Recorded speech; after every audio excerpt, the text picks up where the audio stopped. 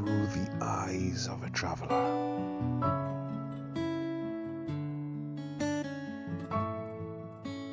Good morning, good afternoon, and good evening, depending on where you are in the world.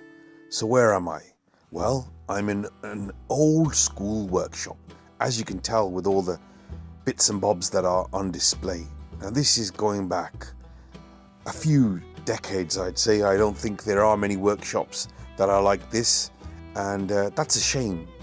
I'm at a place called Dave the Frame's workshop, and Dave the Frame, from the name you can gather, works on bikes, and in particular I think some wonderful frames.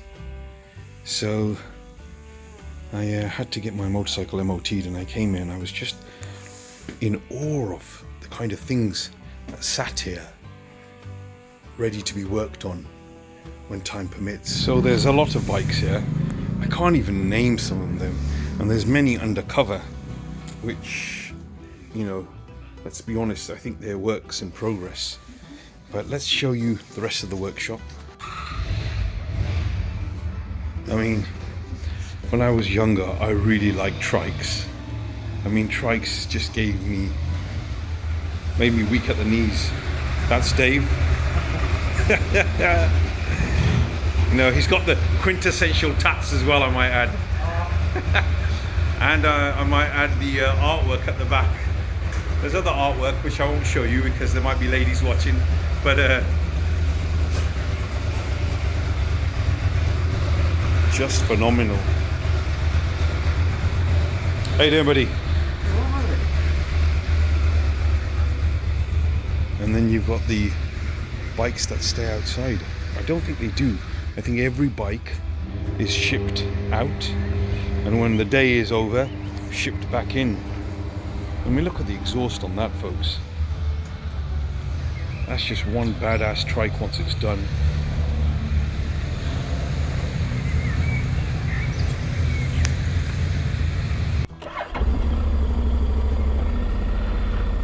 NC750X. So finally, ride and review begins. Sorry for taking so much of your time. Anyway, NC750X. NC new concept, X implying it's a commuter adventure, shall we say.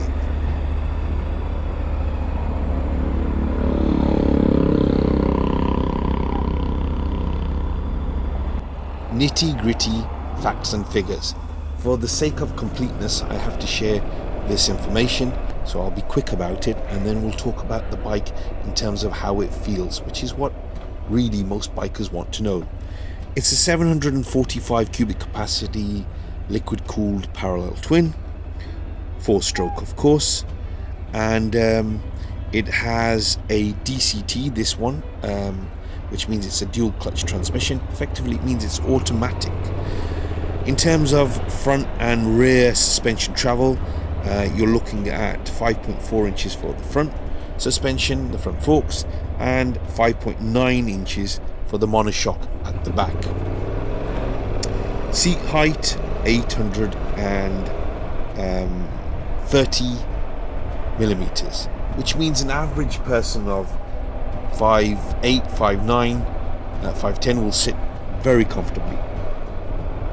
Wheelbase is just over 1.5 meters, and that's about it, really. Now for the brutal truth about this bike. As always, I'll give you the positives and the negatives, the strengths and weaknesses, the advantages and the disadvantages. But I have to confess, from the outset, I didn't want to like this bike. I was slightly biased, because for me, even though it has an X in its name, is it truly an adventure bike? So my bias was against it rather than for it. But let's continue with what I found. So the comfort and economy of this bike is absolutely fantastic. It gives 80 miles to the gallon, and that means on a 14.1 litre tank, it'll give you 400 kilometers or around 215 miles. it has a 22-litre lockable compartment where the fuel tank would normally sit. That's great for your helmet because it does take a full-size helmet. And what it's done is, by putting the fuel tank at the rear of the bike under the pillion seat, it's redistributed the weight of this bike. So what would be a very heavy bike at 230 kilograms wet weight feels like a very light, nimble bike. So well done, Honda. The 745 cubic capacity displacement engine is actually half a Honda Jazz engine. And though it produces 54 brake horsepower, these aren't horses ready for pasture or retirement, but these are strong ponies that can pull, that have power, and show that this engine is not only stable and agile, but because of the low weight and the gravitational effect it creates, this is nimble and powerful when it's required. Now, I'm not saying this can take on a Hayabusa. No. But with its 3 sports modes and its 1 drive mode, which is economy mode really, it has an effect which makes the rider feel that he's not on a slow boat to China. No. Is that even politically correct? I wonder. I hope so. If not, my apologies. But the point I'm trying to make is that this bike feels fast. Not as fast as a Starship or a bullet out of a gun, but fast enough for you to retain a level of comfort and have a lot of fun in the process. Now folks, that's singing its praises plenty. It's time for the negatives. Sadly, there are a few. A point I've mentioned before is its weight. At 230 kilograms, it's not a light bike. And obviously when it's in motion and the power is pushing it forward, it's fine. But when you have to manually move it with your own physicality, then sometimes that 230 can feel ever so heavy. Again, something I mentioned before, this has an X. It's supposed to be an adventure bike. And yes, you can have adventure on it, but I found the suspension to be quite stiff to the point where I think it may not be ideal for adventure. Certainly adventure where you're on dirt tracks or something other than tarmac roads, but it certainly is doable, though maybe not with great comfort. If you ride in economy, it seems to upshift gears far too quickly. You're in literally 6th gear at 20-25 miles an hour.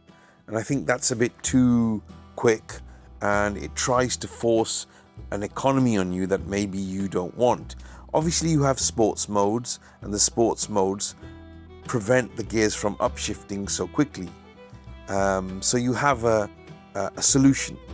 But the whole idea is obviously this is an economical bike, so when you use your sports modes, the economy does lose its value to a degree.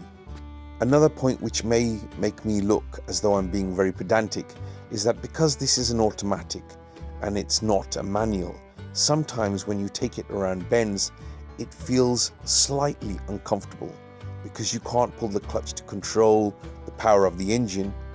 It feels that maybe it's got a little more power than you'd want going into a bend.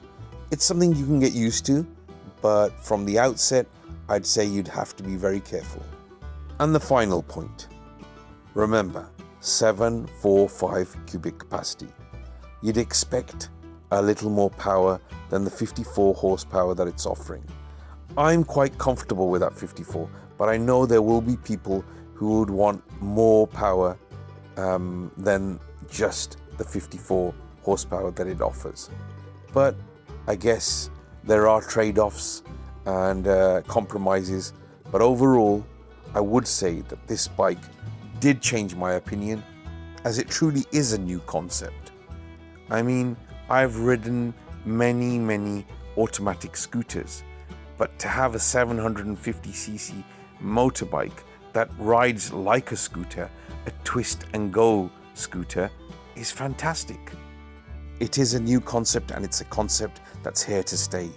Whether you have the DCT version or the manual version, this bike does perform well, and so long as you don't expect a sports bike when you buy this bike, not only will you not be disappointed, you will be extremely happy with what you get.